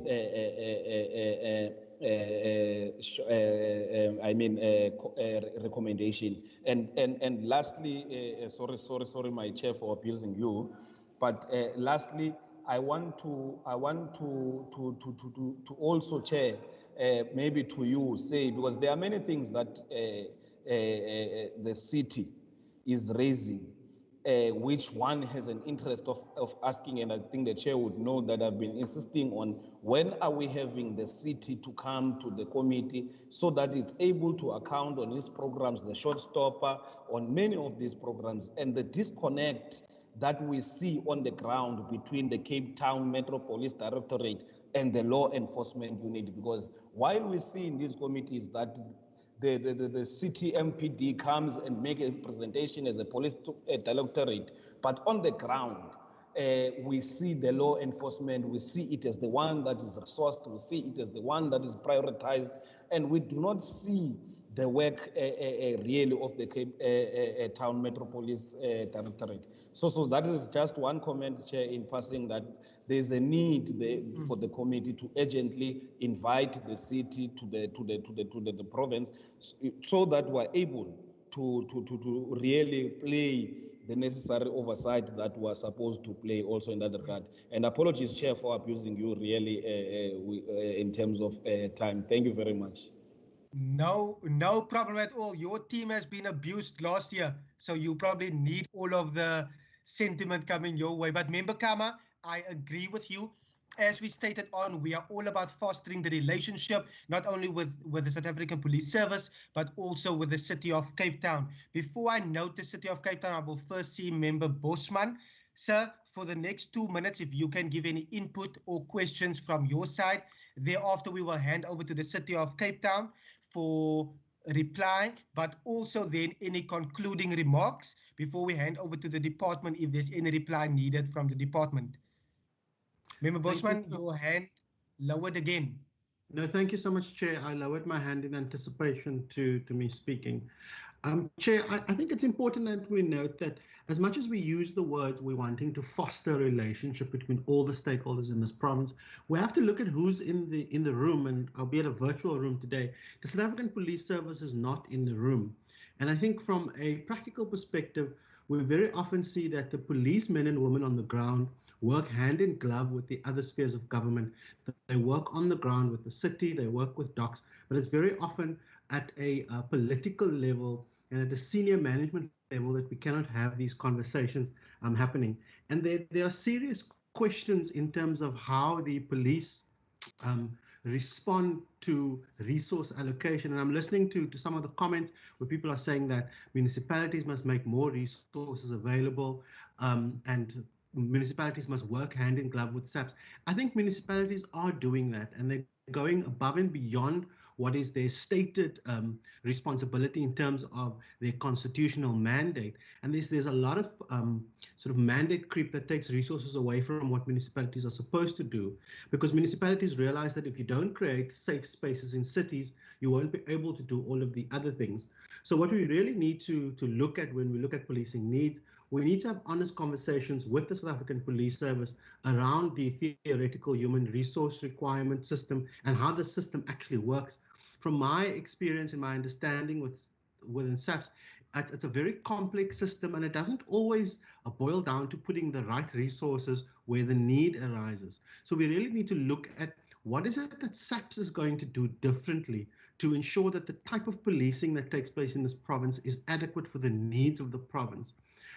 We also need to ask, and maybe this is the question to the Department of Community Safety, to what extent was SAPS involved in developing these district safety plans? Did they attend any of those workshops, and was their participation at a cluster level?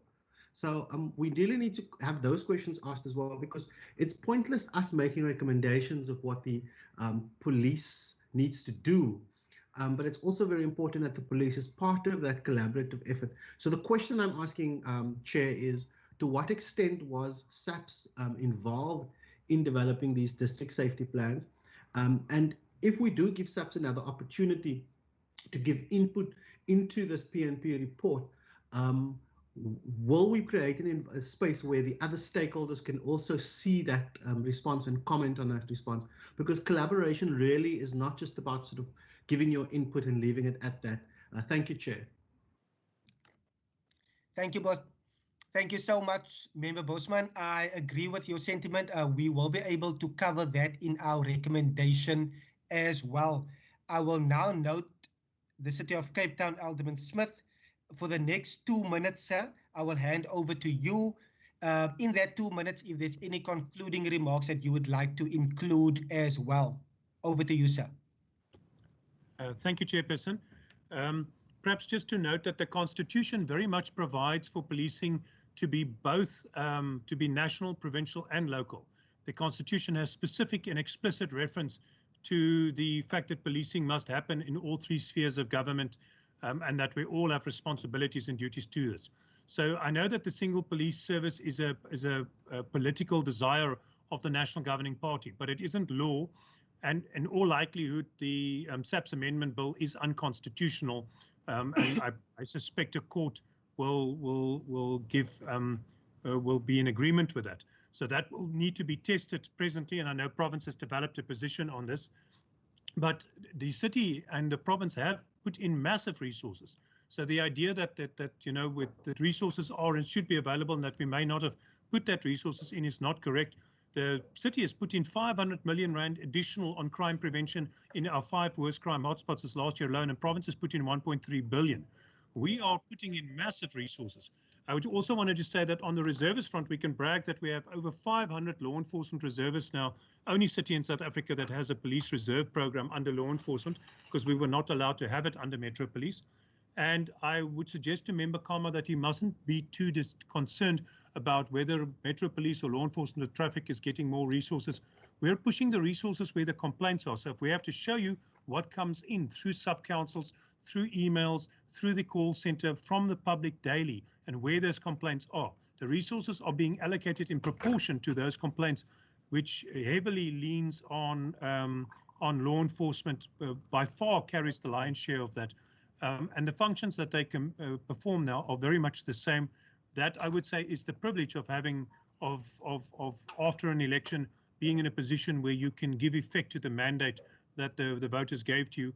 We are trying to do justice to that. Thank you, sir. Thank you so much to the City of Cape Town and Alderman Smith. I'll now note the department.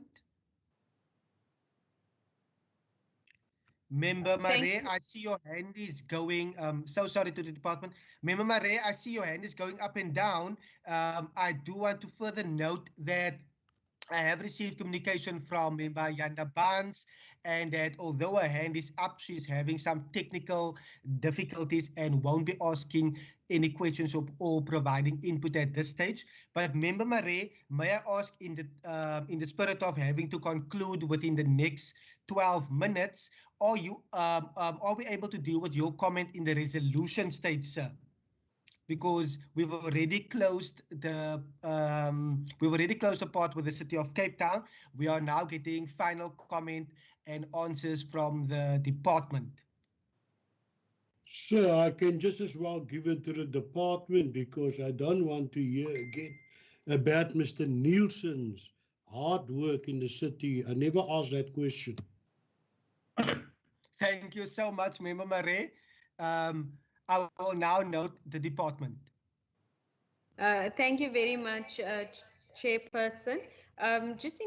We could not hear Member Kama's question fully, but if he is referring, if Honourable Member Kama is referring to some of the input that we received from the SAPS in relation to our PNP report, we did take that into consideration, and where the input was to an extent where we could change our report and how we quoted some of their stats in our report, we did so. However, there were other instances where we did not receive enough information from the SAPS to be able to do that. Just in relation to Honourable Member Bosman's input, yes, in terms of the attendance of our sessions, our PNP sessions, the SAPS was present and participated fully at those sessions. In terms of the THRR, that matter is in relation to the Equality Court matter that is yet to be implemented. And maybe I can just say, just in closing as well, we have received great cooperation from the Provincial Commissioner and her team. They are present at our weekly cabinet meetings.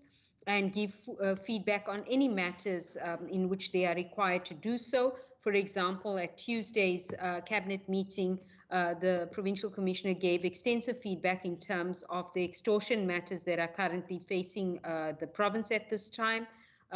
We are also working very closely both with the city as well as the Sapps in relation to the law enforcement, the LEAP deployment in the murder stations within the city boundaries. We will be having a workshop tomorrow to roll out our area-based teams in 5 of the priority areas where the law enforcement officers are deployed, and this, the SAPS, the PC, as well as the colleagues from the city will be joining us, working together towards developing our area-based approach and setting up these area-based teams in those areas, so we can ensure that we have both an integrated law enforcement and violence prevention approach. Thank you, Chair. Members, thank you so much. To the department, Advocate Pillay, thank you so much for your attendance here today. Thank you for the sterling work that you have been doing, and as per the presentation, that despite the limitations, you've still been able to show trends. It is highly appreciated. Thank you so much, together with the entire department. It's highly appreciated. To Alderman Smith and Mr. Richard Bosman, as well as Chief Leroux, thank you for your attendance here. It is highly appreciated. We will now excuse you from the meeting, and please go well until we see each other again, and hopefully we will see each other in person again. Members, Advocate Pillay has always been open to even indicating that in future, with regard to the PNPs, we would be able to be there, be part of it, witness it, and also play a role. And I trust that we will take up that offer from the side, from the department as well. But once again, to the city, to the department, thank you so much for your attendance here today. Thank you, Chair. Welcome to City, sir. Thank you for inviting us. Good, sir. You are now excused from the meeting. Members, we have roughly 8 minutes to conclude our business, as the department and city officials will be exiting the meeting. We will then be able to conclude our business for the day. I now see Member Barnes is lighting up. Are you able to talk as yet, Member Barnes?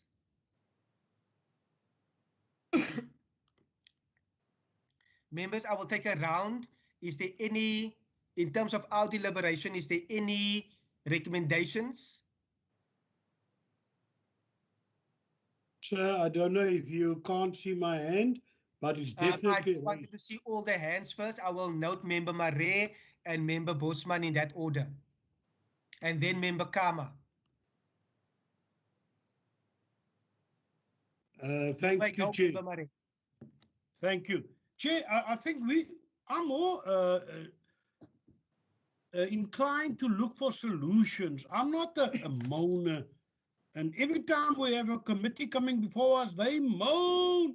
They don't tell us how much they earn. They just moan and say how hard they work. I always say, people don't get paid for how hard they work. They get paid for results, produce results. Then you get an increase. Don't sweat here in my garden, but you haven't planted anything. Now, what I'm more concerned with, we don't look at the Constitution.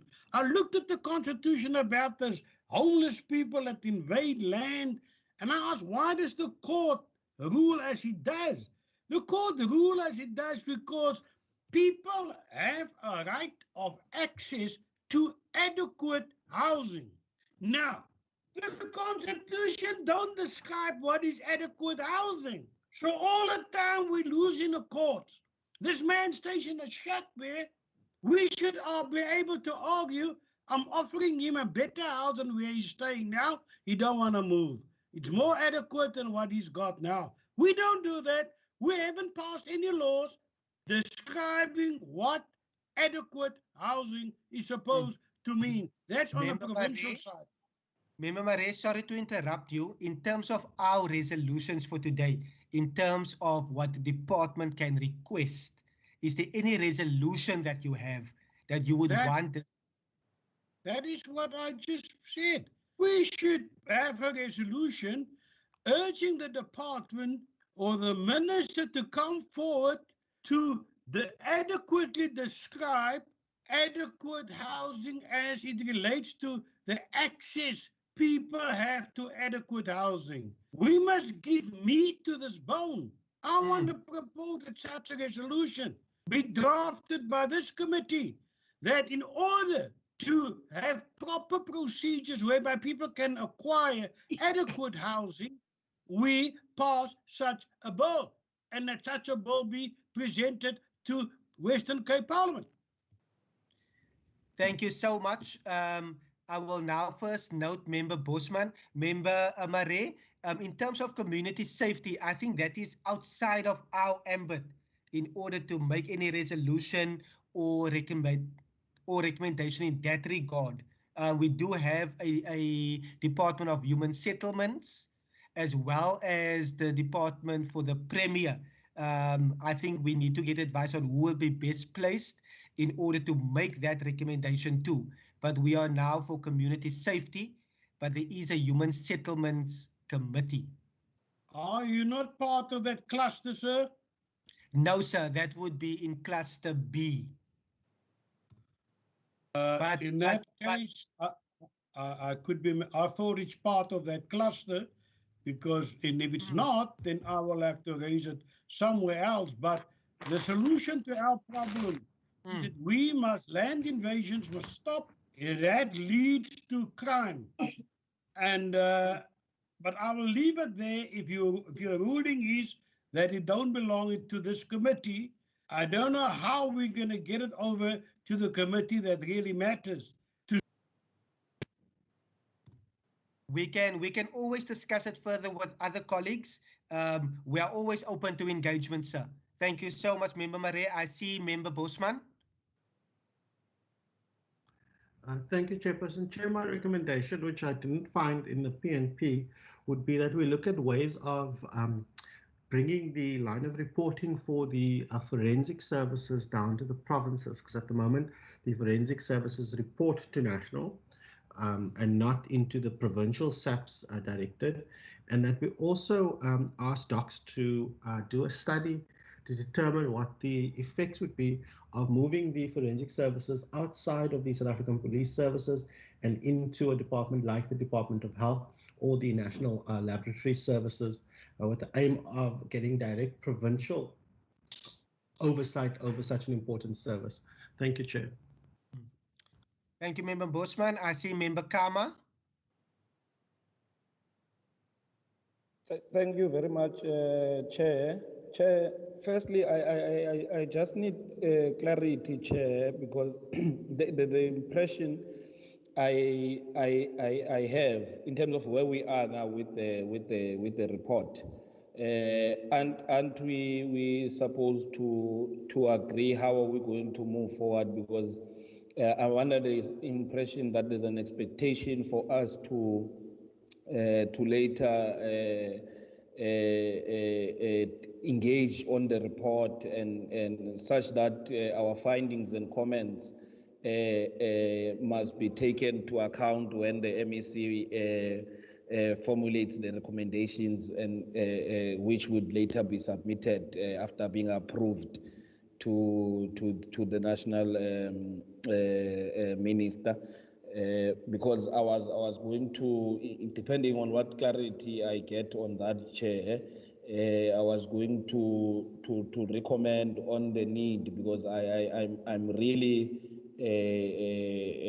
worried that there was no extensive workshop in the city in terms of looking at these policing needs and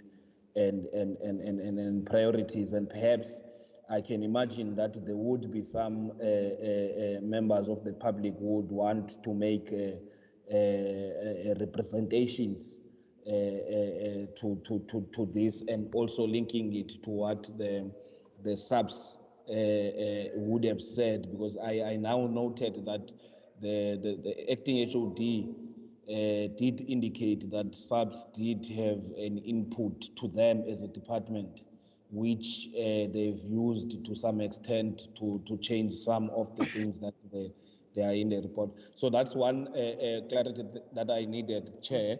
But for a recommendation of the committee also moving forward, I think is just to highlight the importance, Chair, of really inviting the city of Cape Town to the committee, so that we can, because there are many questions that I have on the issues I was raising earlier on in terms of the coordination of policing in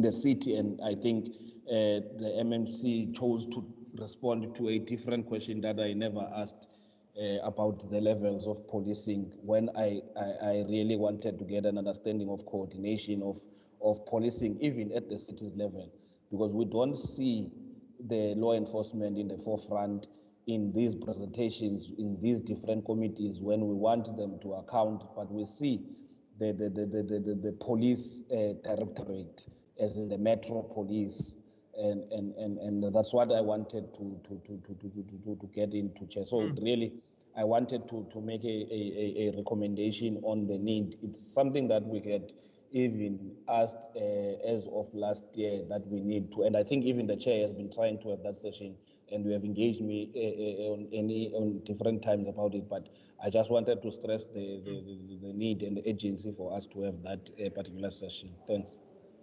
Thank you so much, Member Kama.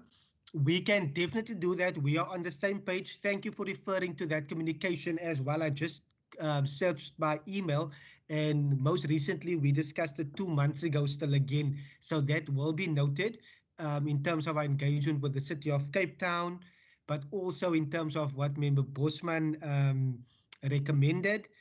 Members, is there any specific recommendation that needs to go to the Minister's office? Just before we conclude, we are already over time. One recommendation that I would also want the committee to resolve on is that we will then write to Sapps and extend the deadline for input with regards to the PNP, and afford the South African Police Service an opportunity for them to make written submissions to the committee, and for that to be circulated via email correspondence to all members. Would that be in order with each and every member?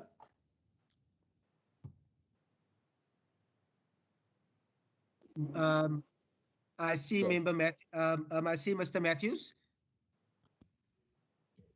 Thank you for the upgrade, Chairperson, to membership.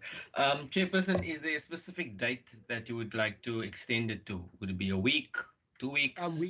I think 7 days should suffice. I can disclose in terms of where we currently are.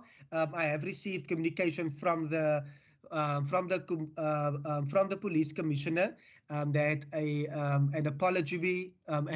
Sorry, I was coughing all day, but my COVID test came back negative, so I'm very happy.